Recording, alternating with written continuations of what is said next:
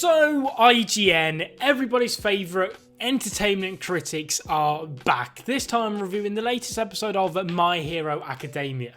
The latest filler episode.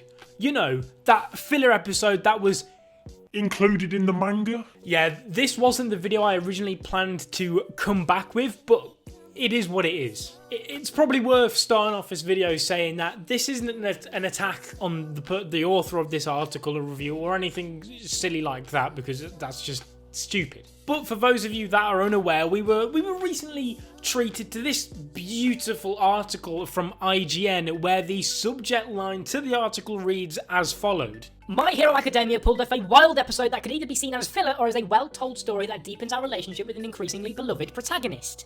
Now, you might be a bit confused if you're a manga reader and you read this after watching the latest episode, because you might be thinking to yourself, but I'm sure I've read that somewhere before. And that's because you did. By definition, this is literally not filler.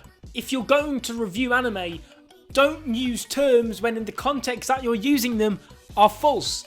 Understand what they mean first. Filler is just when an anime, or any TV show for that matter, adds in a new scene or a new episode that is not originally part of the source material for that series. It's usually to fill in some time or to let the original source material, in this case the manga, get further ahead of the anime to stop any potential overlap. This, therefore, is not filler.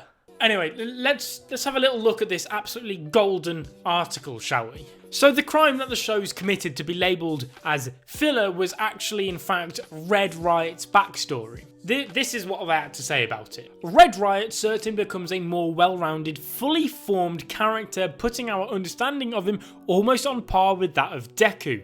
By the end of this episode, we understand Red Riot's childhood dream, his aspirations, his mantra, and some of the lessons he had to learn to get here.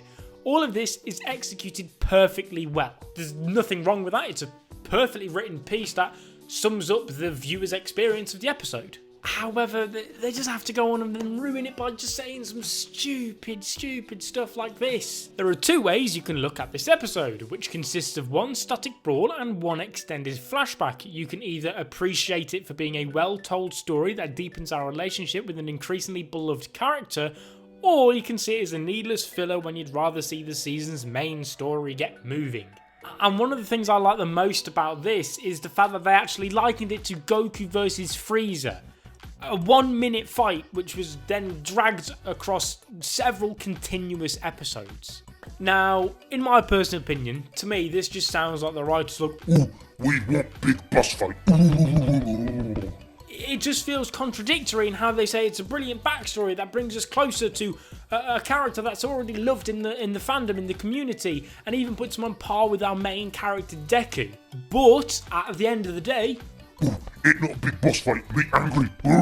So yeah, like I said, this isn't the video I originally planned to return to YouTube with. I've actually got a really big video about the anime of the decade planned. That will be up before the new year. I can't wait for you guys to see all that. But subscribe if you're not already. Leave a like on the video as well. I mean, you'll notice that we've been rebranded now to Shonen Central if you're a little bit confused about what's going on. Can't wait to start producing more videos for you guys. I hope you do all enjoy them. And hopefully I'll be seeing you guys very, very soon.